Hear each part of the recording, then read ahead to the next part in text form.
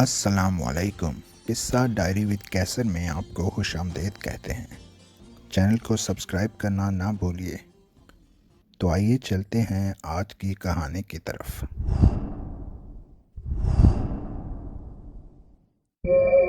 اشرف کے گھر مبارک اور دعائیں دینے والوں کی آمد کا سلسلہ جاری تھا۔ 2 لوگ اٹھ کے جاتے تو 3 دروازے سے اندر داخل ہوتے۔ ہر کوئی عائشہ کے صدقے واری جا رہا تھا اور دعاؤں سے نواز رہا تھا۔ عائشہ گاؤں کی پہلی لڑکی تھی جس نے BA کا امتحان پاس کر لیا تھا اور اب 16ویں جماعت کے لیے شہر کے کسی کالج جا رہی تھی۔ بڑی ہمت اور حوصلہ ہے بھائی اشرف کا۔ بیٹی پہ اتنی محنت کی، یہاں تک پڑھایا اور اب اسے کالج بھیجنے اور ہاسٹل میں رہنے پر بھی راضی ہو گیا۔ گاؤں کے چوپال پہ بیٹھے بزرگوں کا بھی موضوع بحث آج کل یہی تھا۔ بیٹی نے بھی تو باپ کی لاج رکھی ہے، بڑے اعلیٰ نمبروں کے ساتھ امتحان پاس کیا ہے، کوئی دوسرا بزرگ حقے کا کش لگاتے ہوئے کہتا۔ عائشہ کے جانے کا وقت آیا تو گاؤں والوں کا بڑا مجمع اسے اسٹیشن تک چھوڑنے گیا۔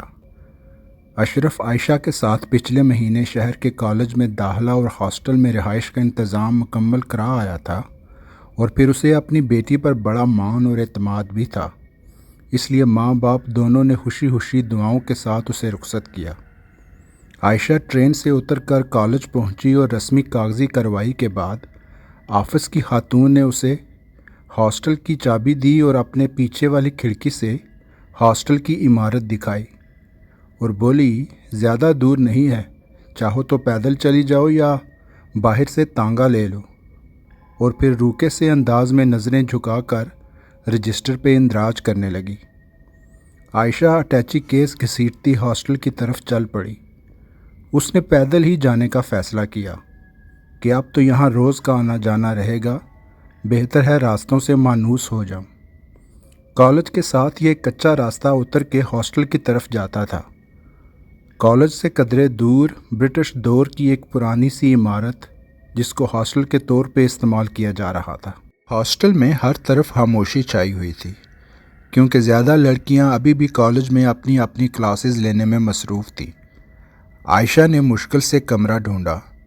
اٹیچی کیس گھسیٹتے گھسیٹتے وہ پسینے سے شرابور ہو رہی تھی اور اسے ابھی سے گھر کی یاد ستانے لگی تھی۔ کمرے میں داخل ہو کر لائٹ جلائی اور ایک کونے پہ لگا بیڈ اور الماری اسے خالی نظر آئی۔ اس نے اپنا سامان الماری میں سیٹ کیا اور بیڈ پہ سستانے لگی۔ سامنے والے بیڈ پہ چیزیں اور کپڑے بکھرے پڑے تھے۔ عائشہ کو اندازہ ہو گیا کہ کوئی پہلے سے اس کمرے میں مقیم ہے اور اسے کمرہ کسی کے ساتھ شیئر کرنا پڑے گا۔ اللہ کرے روم میٹ اچھی ہو بس، عائشہ نے دل میں سوچا۔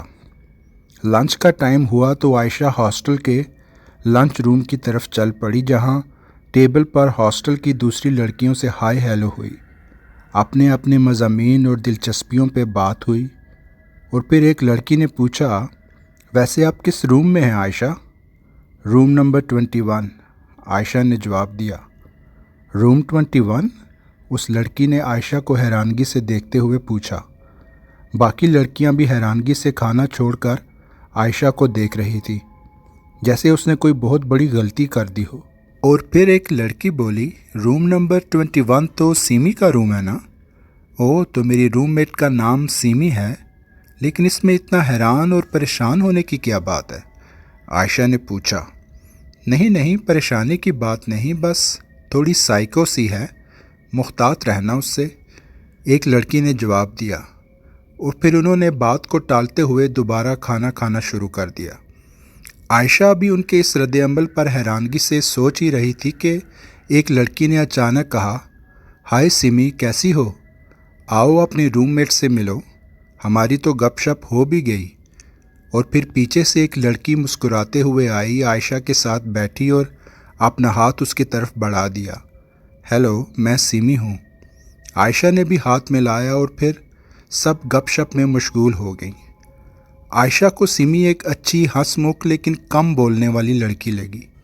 سب کچھ ٹھیک لگ رہا تھا، پر وہ حیران تھی کہ وہ لڑکیاں سیمی کا نام سن کر اس طرح چونک کیوں گئیں۔ لنچ کے بعد سیمی اور عائشہ روم کی طرف واپس آ گئیں۔ سمی نے الماری سے بسکٹ نکال کر عائشہ کی طرف بڑھائے اور پھر دونوں بیٹھ کر کافی دیر باتیں کرتی رہیں۔ کالج کا ماحول، مضامین کی سلیکشن، مستقبل کی منصوبہ بندی، ہاسٹل لائف، کپڑوں اور میک اپ کی سلیکشن پہ کافی باتیں ہوئیں۔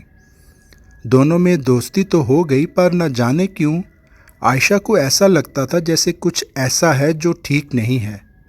سیمی کی شخصیت کی ایک عجیب سی پراسراریت، باتیں کرتے کرتے وہ کہیں کھو جاتی اور فضا میں گھورنے لگتی۔ عائشہ اس کا کندھا جھنجھوڑتے ہوئے پکارتی سیمی، اور پھر سیمی چونک کر مسکرا دیتی اور بات شروع کر دیتی۔ ایک بات نے تو عائشہ کو قدرے خوفزدہ کر دیا۔ عائشہ نے جب سیمی سے پوچھا کہ تمہیں ہاسٹل میں کتنا عرصہ ہو گیا؟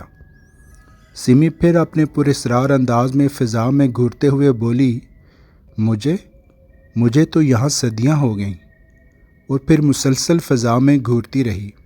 عائشہ نے اس کا ہاتھ تھپ تھپایا اور بولی، سیمی کیا مطلب صدیاں ہو گئیں؟ اس بات پہ سیمی چونکی اور مسکرا کے بولی، ارے بابا مذاق کر رہی ہوں، چلو اب تھوڑا پڑھ لیتے ہیں، شام ہو رہی ہے، پھر سونا بھی ہے۔ دن ایسے ہی گزرتے رہے۔ عائشہ سیمی کے ساتھ ہنستی بولتی دونوں دوستوں کی طرح رہتی، پر اندر ہی اندر عائشہ کسی تذبذب کا شکار رہتی، کیونکہ دن کو سیمی ٹھیک رہتی، ہنستی بولتی، پر جیسے ہی شام کے سائے منڈلاتے سیمی پر ایک پراسرار خاموشی چھا جاتی۔ وہ شکیلہ کو عجیب سے انداز میں گھورتی، اس سے بات کرنے سے کتراتی اور کمرے کی کھڑکی کھول کر باہر اندھیرے میں نظریں گاڑے کھڑی رہتی۔ اور اکثر رات کو جب کبھی عائشہ کی آنکھ کھلتی تو سیمی اپنے بستر پر موجود نہ ہوتی۔ عائشہ چونکہ سارے دن کی پڑھائی کے بعد تھکی ہوتی، اس لیے کروٹ بدل کے سو جاتی۔ اس نے کبھی یہ کھوج لگانے کی کوشش نہ کی کہ سیمی اس وقت کہاں ہے۔ اور پھر کچھ دنوں بعد وہ بھیانک رات آئی جس نے ساری کہانی کو ہی بدل کے رکھ دیا۔ ایک رات جب عائشہ گہری نیند سو رہی تھی تو ہلکی ہلکی عجیب و غریب ہنسی کی آواز سے اس کی آنکھ کھلی۔ گہری نیند میں اس نے بمشکل آنکھیں کھول کر کمرے میں ادھر ادھر دیکھا، ہر طرف اندھیرا تھا۔ پھر اس کی نظر سیمی کے بیڈ پر پڑی تو خوف کی شدید لہر اس کے جسم میں دوڑ گئی۔ اس نے بمشکل اپنی چیخ کو اپنے منہ پہ ہاتھ رکھ کے دبا دیا۔ سیمی اپنے بیڈ کے ایک کونے میں کسی بچے کی طرح سکڑ کے بیٹھی عائشہ کو دیکھ رہی تھی اور عجیب و غریب بھیانک انداز میں دبی دبی ہنسی ہنستی جا رہی تھی۔ اس کا چہرہ بگڑ چکا تھا، جا بجا زخموں کے نشان تھے۔ عائشہ خوف کے مارے حرکت بھی نہیں کر پا رہی تھی۔ وہ اپنے بیڈ پہ لیٹی نظریں گاڑے سیمی کو دیکھے جا رہی تھی، اور پھر اچانک سیمی نے ایک قہقہا لگایا اور کسی جانور کی طرح بیڈ سے نیچے کود کر دروازہ کھولا اور باہر کی طرف دوڑ لگا دی۔ باہر ہاسٹل میں ہر طرف اندھیرا تھا۔ عائشہ بغیر کچھ سوچے سمجھے بیڈ سے اتری اور دبے قدموں چلتی سیمی کو ڈھونڈنے لگی۔ کافی دیر ادھر ادھر دیکھنے کے بعد ہاسٹل ہال کے ایک اندھیرے کونے میں اس کی نظر سیمی پر پڑی، اور وہ منظر دیکھ کر وہ خوف سے پوری طرح لرز گئی۔ سیمی کسی جانور کی طرح زمین پر بیٹھی تھی، اس کے ہاتھ اور چہرہ خون آلود تھا۔ اس کے سامنے مرا ہوا کوئی جانور پڑا تھا اور سیمی نوچ نوچ کر اسے کھا رہی تھی۔ اس نے چہرہ اٹھا کے عائشہ کی طرف دیکھا اور چنگارتی ہوئی عائشہ کی طرف لپکی۔ عائشہ جو ابھی تک سکتے کی حالت میں تھی، سیمی کو اس وحشت ناک انداز میں اپنی طرف بڑھتے ہوئے دیکھا تو مدد کے لیے چیختی چلاتی اپنے کمرے کی طرف بھاگی۔ ابھی کمرے سے کچھ فاصلے پر تھی کہ اسے لگا جیسے کسی جنگلی جانور نے اپنے ناخنوں سے اس کی گردن پہ نوچ لیا ہو، اور وہ چیختی ہوئی لڑکھڑا کے دور جا گری۔ اتنے میں ہاسٹل کی سب لائٹس روشن ہو چکی تھیں، سیکیورٹی اور ہاسٹل وارڈن پہنچ چکے تھے اور مختلف کمروں سے طالبات بھی جھانک جھانک کے صورتحال کا جائزہ لے رہی تھیں۔ ہاسٹل وارڈن نے سیکیورٹی کی مدد سے عائشہ کو اٹھایا اور اپنے آفس میں لے گئی، اس کے زخم پر مرہم لگایا، اور پھر عائشہ نے ساری روداد وارڈن کو سنا دی۔ وارڈن نے سیکیورٹی کو ساتھ لیا اور کمرے میں جا کے سیمی کو دیکھا۔ وہ اپنے بیڈ پر بے سدھ سو رہی تھی، پر اس کے ہاتھ اور چہرہ ابھی بھی پوری طرح خون آلود تھے۔ وارڈن نے عائشہ کو حوصلہ دیا اور بتایا کہ آج سے 2 سال پہلے سمی کے کچھ فیملی ممبرز اس کو ہاسٹل میں چھوڑ گئے تھے، اور انہوں نے بتایا تھا کہ سمی کے والدین کا جب روڈ ایکسیڈنٹ ہوا تو سمی بھی ان کے ساتھ ہی تھی۔ ان کی گاڑی جنگل کی سڑک سے لڑکھڑاتی ہوئی دور کھائی میں جا گری، اور جب 2 دن بعد جنگل کی کھائی سے گاڑی ملی تو والدین کا تو انتقال ہو چکا تھا، پر معجزاتی طور پر سمی صرف بے ہوش تھی، اور وہ 2 دن وہیں کھائی میں پڑی سانسیں لیتی رہی تھی۔ اس واقعے کے بعد سمی میں کچھ نفسیاتی مسائل نظر آئے تو فیملی ممبرز نے سوچا کہ شاید یہاں گھر سے دور ہاسٹل کے نئے ماحول میں سمی کی حالت کچھ بہتر ہو جائے۔ یہاں بھی ہمیں سمی کے کچھ عجیب و غریب رویے کی اطلاعات اور شکایات ملتی رہیں، پر آج تک اس نے ایسے کسی پر حملہ نہ کیا تھا۔